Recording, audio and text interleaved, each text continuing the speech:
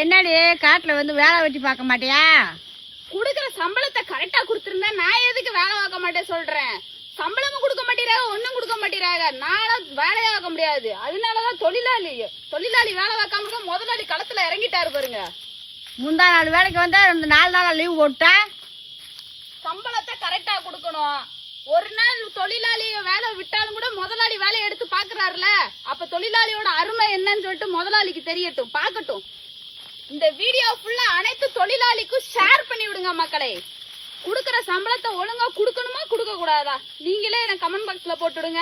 தொழிலாளி அத்தனை பேத்துக்கு இந்த வீடியோ ஷேர் அடிச்சு விடுங்க. தொழிலாளி அத்தனை பேத்துக்கு சேர் அனுப்பிச்சு விடுவா. ஆமா, வந்து வேலைக்கு வந்தா கிரும வேலை வெட்டிய பாப்பியா? ஓம்பாடு சுத்திட்டு அலையிற. பார்க்க முடியாது என்னால. இன்னைக்கு வந்து ஸ்ட்ரைக் நடக்கும். ஒரு வாரம் ஆனாலும் 15 நாள் சம்பளத்தை குடுக்கறோம்ல. அன்னன்னைக்கு காசு அன்னன்னைக்கு செட்டில் பண்ணணும்.